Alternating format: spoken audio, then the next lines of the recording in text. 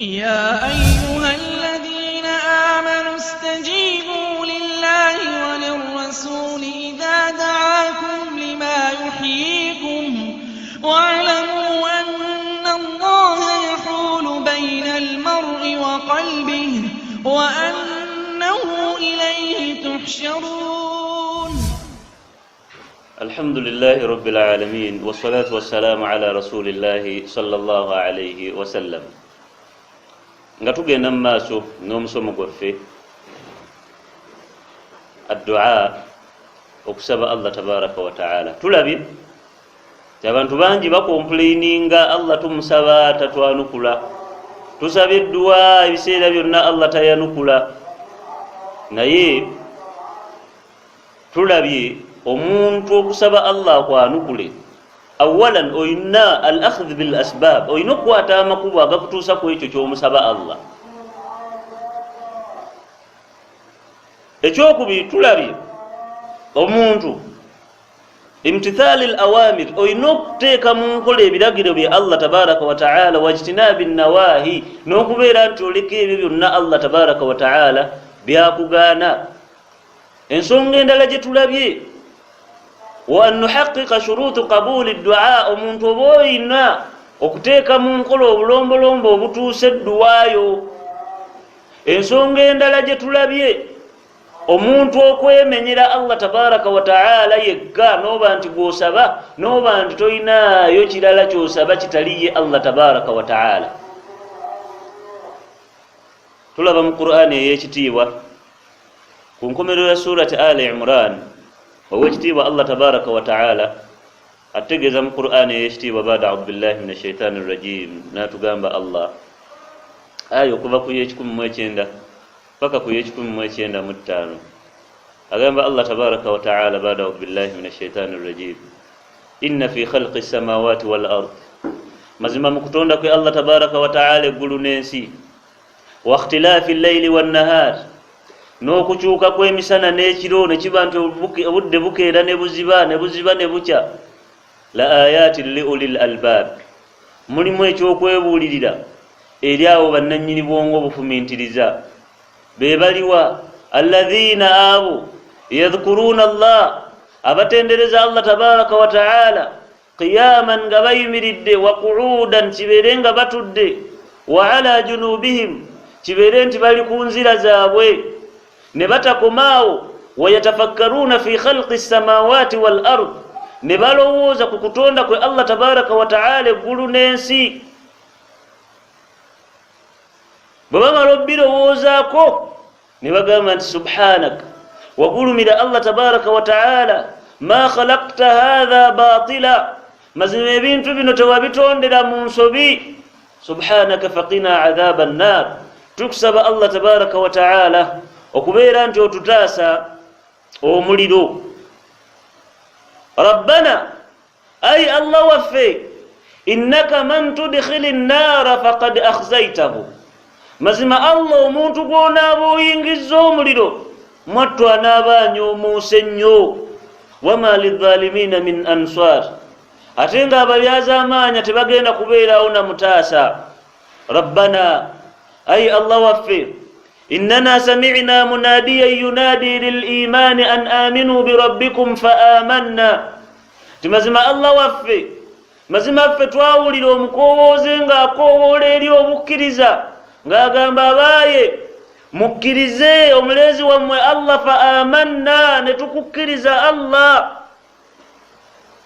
Rabbana faghfir lana dhunubana, ay Allah tukusaba, Allah waffe tukusaba obeere nti otusonyiwa ebisobyo byaffe, wakaffira anna sayyi'atina, era otusonyiwa amazambi gaffe, watawaffana ma'al abrar, era obeere otujjulula mu nsi muno Allah tabaraka wa ta'ala nga tuli wamu n'abo abaddu bo abakugondera abakutya. Rabbana, ay Allah waffe tukusaba, wa atina, otuwe, ma wa'adtana ala rusulika, obeere ng'otuwe ekyo kye watusuubiza ku mubaka wo, wala tukhzina yawma alqiyama. Tukusaba Allah tabaraka wa ta'ala tuleme kuviiramu awo ku lunaku lw'enkomerero, innaka la tukhlifu almi'ad, mazima gwe Allah tabaraka wa ta'ala toyawukana ku ndagaano. edduwa ezo zonna tuzirabye okuva waggulu gye zivudde.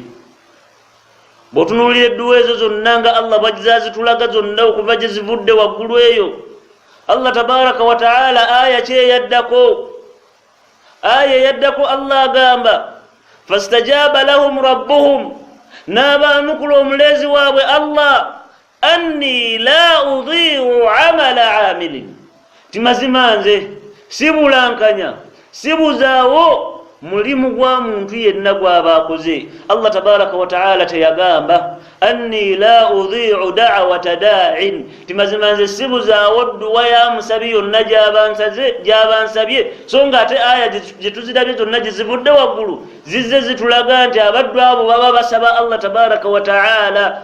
Naye Allah agamba nti anni la udhi'u amala amilin, timazima nze sibuzaawo sibulankanya mulimu gwa muntu yenna gw'aba akoze. Wano tufunawo ekyokuyiga, la budda min al-amal, omuntu olina okukola. Mu kusaba Allah tabaraka wa ta'ala tumusaba, naye ng'era omuntu olina okukola. Allah tojja musaba jjana nga tokoze mirimu gigenda kuyingiza jjana. Allah tojja musaba kuwonya muliro ng'ate okola mirimu gikutwala mu muliro, osuubire nti omuliro gwe Allah tabaraka wa ta'ala ojja kuwona nadduwa gy'omusaba. Kalla, la budda min al-amal, tuyina okukola emirimu then tusabe Allah tabaraka wa ta'ala. Allah tumusabe ng'emirimu tukola. Olwo nno tujja kutuuka ku ekyo kye tumusaba Allah tabaraka wa ta'ala. Ibada y'edduwa ibada nkulu nnyo. Twalabye emabega eri Nabbi sallallahu alayhi wasallam yamala kugenda mu lutalo lw'e Badiri okusaba Allah tabaraka wa ta'ala kye yamusaba. Nabbi teyalinda nga akyali Madiina tannatuuka na mu lutalo n'alyoka awanika emikono asabe. Kalla, nedda, yali mu lutalo mwennyini n'alyoka asaba. La budda min al-amal, omuntu oba olina okukola, olina oteekawo amakubo agakutuusa ku ekyo ky'omusaba Allah tabaraka wa ta'ala. Nga tumalirize ne kino, oba oliawo Allah tabaraka wa ta'ala nakyo anaatugasa nakyo. Yatajahalu kathirun minan nasi fi du'a, abantu bangi beesuulirayo gwa naggamba mu kusaba Allah tabaraka wa ta'ala, naddala oluvannyuma lw'okusaala n'olaba nti imaamu olugamba nti assalaamu alaykum wa rahmatullah, assalaamu alaykum wa rahmatullah, omuddu asitukirawo nga tawaniseeko mikono kusaba Allah tabaraka wa ta'ala. Lwaki?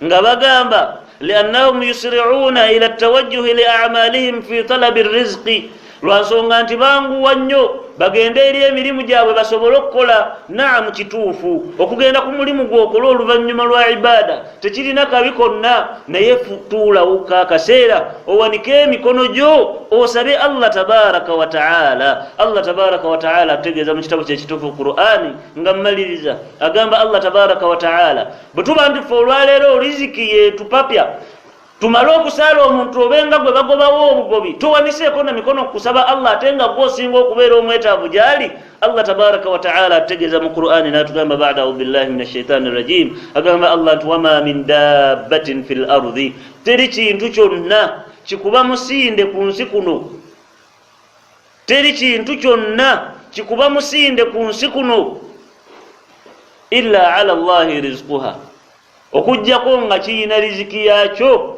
eri Allah tabaraka wa ta'ala. Teri muntu, teri kisolo, teri kitonde kyonna kiri ku nsi kuno okujjako nga kiyina riziki yakyo eri Allah tabaraka wa ta'ala. Katumenyemenye mu aya eyo katono tumalirize biidhnillah. Allah tabaraka wa ta'ala teyagamba, bwe yali ayogera aya eyo teyagamba wama dabbatun fil ardi illa ala Allahi rizquha, wabula Allah yagamba nti wama min dabbatin fil ardi. Ennyukuta eno min neeba nti etegeeza tufiidu tahqiiqi wattatbiiq, etegeeza okwekakasaako n'okuteeka mu nkola. Yaani nekiba nti kitegeeza laisa ala wajhi al-ardi ay dabbatun illa ala Allahi rizquha, teri kitonde kiri ku nsi kuno. Min eyo etegeeza kwekakasaako na kuteeka mu nkola, nekiba nti kitegeeza nti teri kitonde kiri ku nsi okujjako nga riziki yakyo eri wa Allah tabaraka wa ta'ala.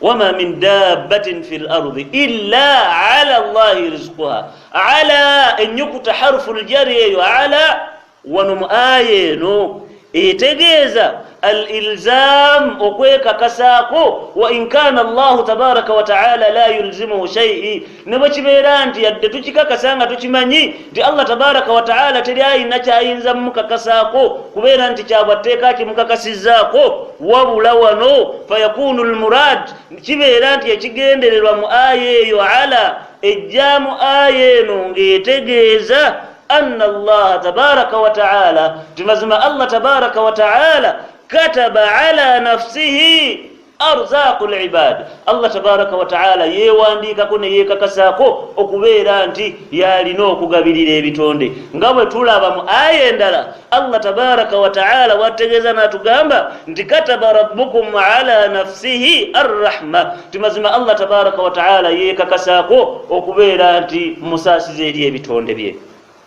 Aya eyo bw'oyongera okugitunuulira tulaba ku ntandikwa yaayo Allah agamba nti wama min dabba mu makkati awo Allah n'agamba illa ennyukuta ezo bbiri wama ne illa harfu nafi wal istithna oba omenyawo n'okwawula nga bw'olaba olwaleero oba omenyawo n'okukakasaawo nga bw'olaba olwaleero bwe tulina ekigambo nti la ilaha teri kisinzibwa mu butuufu bwa kusinzibwa illa Allah okujjako Allah tabaraka wa taala. Kaakati nno ne wano tulaba nti ma ne illa uslub nafi wal istithna ma emenyawo ebirala byonna teri kisobola kuliisa kugabirira kitonde kati ate illa nebanga eyawula Allah tabaraka wa taala yekka nti yalina okugabirira ebitonde nga bw'olaba nti la ilaha illa Allah emenyawo ebirala byonna ebisinzibwa ebitali Allah nekakasaawo Allah tabaraka wa taala nabwe kityo ne wano tulaba ma ne illa byamenyawo ebitonde ebirala teri kitonde kisobola kugabirira kitonde okujjako Allah tabaraka wa taala. Allah kyava tugamba nti wama min dabbatin fil ardi teri kitonde kiri ku nsi kuno illa ala Allahi rizquha okujjako nga kirina riziki yakyo eri Allah tabaraka wa taala. Wano wenkubiririza omutima gwange n'ejammwe baganda bange, bw'omala okusaala tobanga gwe bagoba, bw'omala okusaala tobanga abadde ku maggwa, bw'omala okusaala tuulawo akaseera eddakiika ne bwe ziba 2-3 owanika emikono oyanjula ensonga ze eri Allah tabaraka wa taala. Allah tabaraka wa taala yatuwadde obweyamo okubeera nti wakwanukula edduwa zaffe ze tuba tumusabye. Twalabye mu ntandikwa ng'omubaka Muhammad sallallahu alayhi wasallam yatukakasa n'atugamba mu hadithi ng'ejjiwa ku Sufyan hadithi eyo ngejjiwa ku Salman al-Farisi atunyumiza n'atugamba nti omubaka Muhammad sallallahu alayhi wasallam yagamba inna Allaha hayyun karimun, mazima Allah wansonyi nnyo ate mugabi nnyo, yastahi akwatibwa ensonyi Allah tabaraka wa taala idha rafa'a ar-rajulu ilayhi yadayhi, singa omuntu aba awanise gyali emikono gye nga amusaba Allah tabaraka wa taala ayaruddahuma okubeera nti omuddu oyo yazza emikono gye wansi sifran nga giri mu ziro gifiiriddemu awo khaibataini nga tegirina kyegifunyeyo eri Allah tabaraka wa taala. Bimaana nti bw'osaba Allah tabaraka wa taala akwanukula ku ekyo ky'oba omusabye. Ffe ebitonde tuli byavu nnyo ate Allah tabaraka wa taala ye mugagga naggagga asembayo, tulina kusaba ye Allah tabaraka wa taala yatuwadde obweyamo tiwakutwanukula ebyo tuba tumusabye. Era Allah tabaraka wa taala n'atwewaza obutamusaba lwa nsonga nti singa oba tomusabye era Allah tabaraka wa taala aba wakuyingiza omuliro jahannam. Saba obwekitiibwa Allah tabaraka wa taala atuteeke mu baddu babawuliriza ebigambo ne bajjamu ebisinga okubeera ebirungi. Subhanaka Allahumma wa bihamdik nashhadu an la ilaha illa anta nastaghfiruka Allahumma wa natubu ilaik. Wassalamu alaykum wa rahmatullahi wa barakatuh. يا من أجبت دعاء نوح فانتصر وحملته في فلكك المشحون، يا من أحال النار حول خليله روحا وريحا